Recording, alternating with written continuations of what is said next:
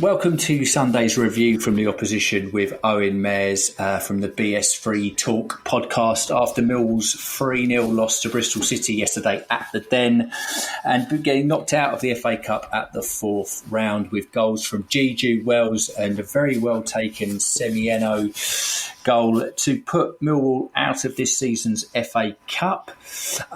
Owen, for those people maybe who are listening to this and didn't watch the game, did you think 3-0 was a fair result? And were there any sort of key talking points from a Bristol City perspective? I think it's maybe fair. I think it's one of the best attacking performances I've seen from City all season. It looked fluid. I think there's no coincidence in the fact that when you're going to play Semenyo and Casey Palmer together, you're going to get that connection now. We saw it very early on at the start of last season with Benekafobe, who developed quite a quick sort of combination with Casey Palmer. He seems to really thrive, Casey, off of sort of fast, direct, in-behind strikers. And that's exactly what Semenyo did. And like you said there, the way he took that third goal, I think a lot of City fans were sort of would have been foaming at the mouth, because we've absolutely sort of loved to see Semenyo so far this season. He's yet to get a championship goal as well. And I think that FA Cup goal could do him the world of good, because we all know what he can do, but it's just getting the consistency out of him and getting, maybe the right amount of chances to him as well, because I think that's been an issue. But I thought City were probably good value for the win. Millwall unlucky at times, obviously had that one cleared off the line as well from a corner. But I think City were good value for the win, and 3-0 for once probably does actually justify, I think, the performance. Yeah, I think the possession was largely in your favour, actually, when I looked at that at the end of the game. And I think from a Millwall perspective, we've got to be disappointed with giving away a penalty like that. Obviously, Fielding coming in, he's not a normal keeper. 8 changes, I think I counted.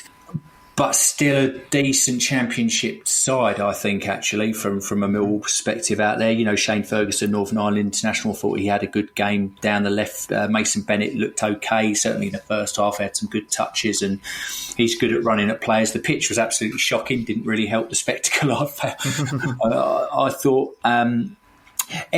What did you think Bristol City's move of the game was? And sort of, any other key turning points?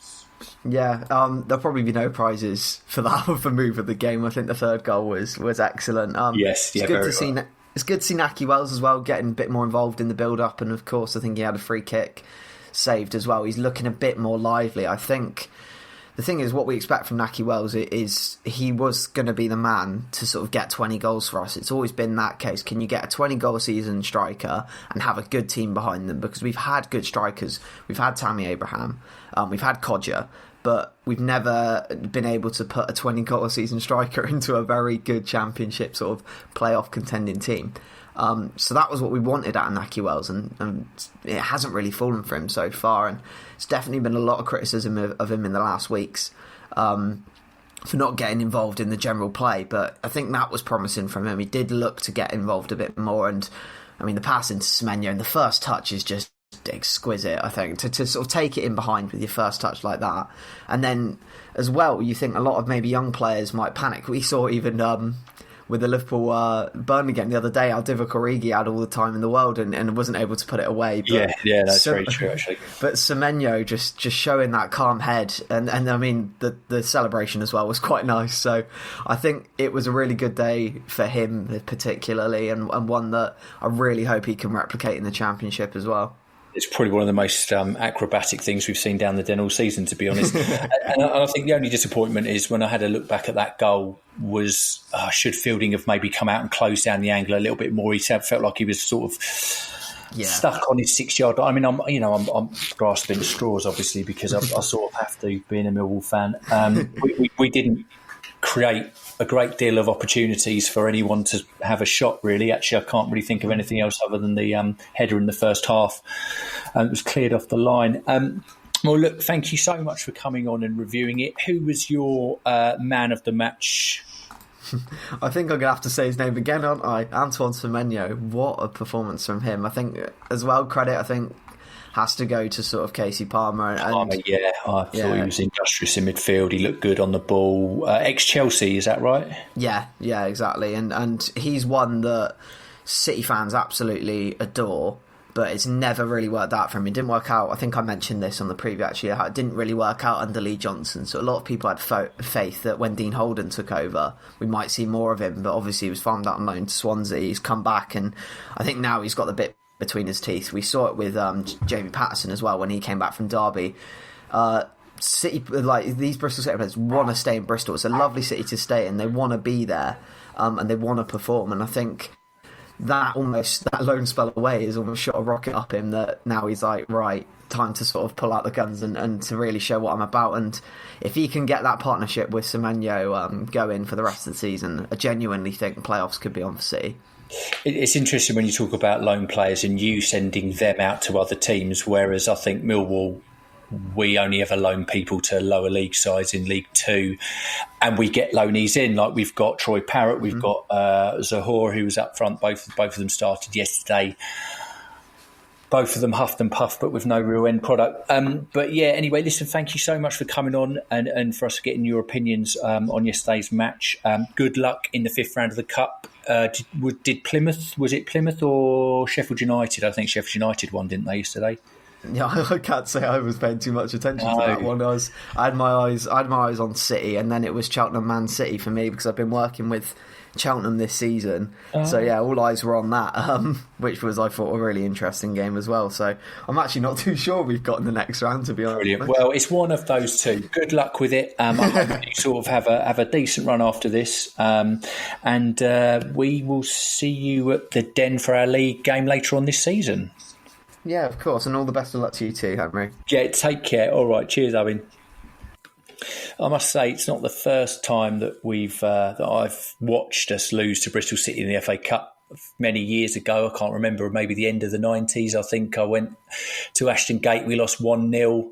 Danny Hopton missed a sitter, but we were knocked out that day. So yeah, second time I've seen us get knocked out of the Cup to Bristol City. And a performance which is difficult to kind of gauge. I don't think actually we played that badly. Deflection for one of the goals, the penalty, the third goal was well worked, which was fair enough. But I think we hung in there with Bristol City, and to be honest, 3-0. Owen thought that was a fair scoreline. I think based on our defending, it potentially was, and some of the goalkeeping. But we didn't create a lot of chances yesterday, which is a problem. I thought Shane Ferguson looked good when he came in, certainly in the first half, maybe worthy of a start. Somewhere along the line, I thought Ryan Leonard looked tired. You know, he's played a lot of games back to back, so maybe needs a bit of a rest. Against Watford, who I'm now briefly going to just cast our eyes towards. Again, they're coming down to the Den. Again, it's a really important game for us. You know, we've got to get back to winning ways in the league, as I've said, at home. If we can't start winning games at home, then I think we are in very serious danger of getting drawn into a relegation fight. I saw a lot of statistics last night about, you know, not only winning 4 games out of 20, only 4 games out of 24 at home in the last year. I think you've got to take that with a pinch of COVID, unfortunately. And for me, the season now is about survival. And it's about getting through to the end of the season. I think we should really keep Gary Rowett. I don't really see the point in bringing in a new manager, trying a new system, bringing in all of his new players.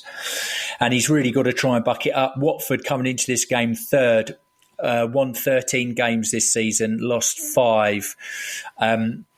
Players like Troy Deeney, they're already on 46 points. You know, looking to bounce back straight back, you know, to the Premier League, and they've had a really good start.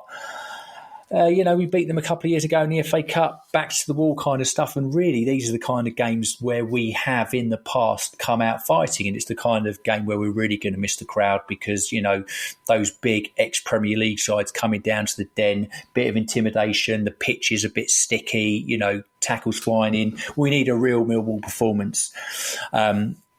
So fingers crossed that we can go and do that. Watford don't mind playing without the ball, though, and we're struggling to break teams down. I looked at their game against Preston. They only had 41%, and yet they won 2-1. So we may have to be patient, and they may just look to come to the Den and try and get a draw or snatch a goal at late. You know, they've got the talent to do it. Anyway, let's hope that we can get back to winning ways, and I look forward to doing another View from the Opposition later this week. Bye for now.